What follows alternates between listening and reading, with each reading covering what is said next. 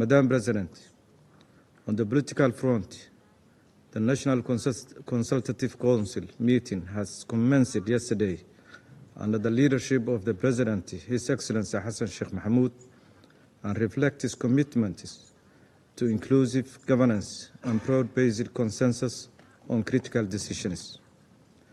Preparations are underway for the agreement on the electoral process and the remaining constitutional amendments, as well as the intensifying security operations against the terrorist group of Al-Shabaab and ISIS.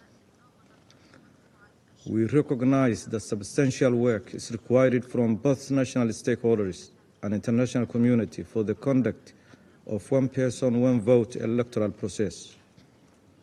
As the Council of Ministers approved the draft bill established the Independent National Electoral and Boundaries Commission and endorsed the election bill and the political parties and organization bill. Moreover, in parts of northern Somalia, regional elections is moving ahead to take place on November 13 as planned.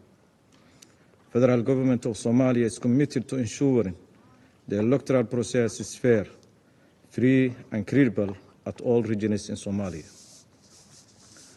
On the security front, we are engaged in consultation with the African Union and United Nations on the groundwork of the post-ATMIS security agreements in 2025.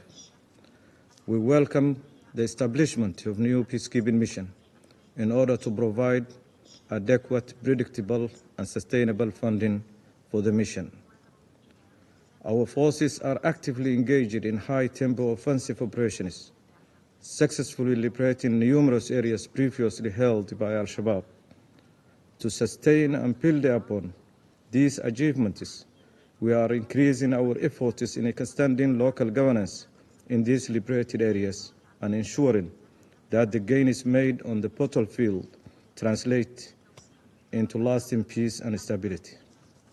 Madam President, in Somalia, we are confronting not only with the unlawful annexation attempt of our territory by Ethiopia, but also with a narrative that seeks to justify this aggression under the guise of counter-terrorism.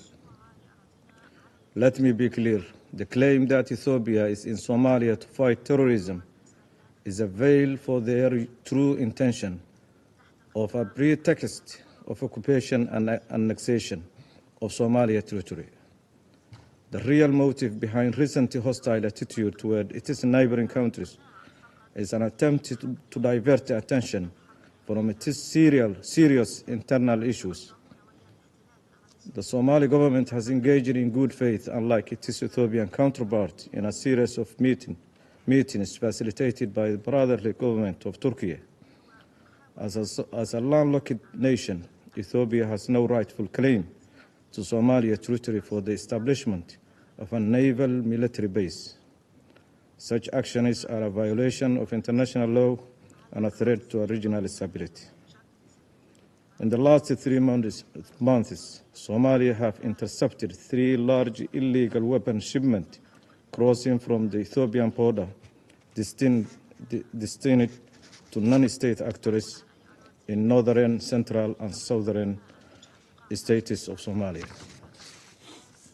These actions violate UN Security Resolution 2713 of 2024 regarding Al-Shabaab and endangers the lives of countless civilians and TCC involved in peacekeeping efforts. It fuels communal conflict and empowers the extremist group Al-Shabaab and ISIS. It is becoming evident that Ethiopia, as a TCC in ATMIS, is acting outside the boundaries of its mandate and violating the principles of peacekeeping.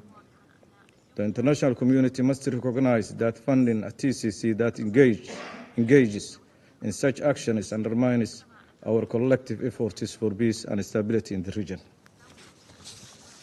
In conclusion, since this may be one of the last meetings of UNSOM, I would like to extend our appreciation for the UN team for their collaboration with Somalia in the last 11 years. We look forward to working together on a new mission for the next 2 years on gradual transition to UN country team and achieving the priorities articulated in Somalia's letter to the Council in August 2024. Thank you very much.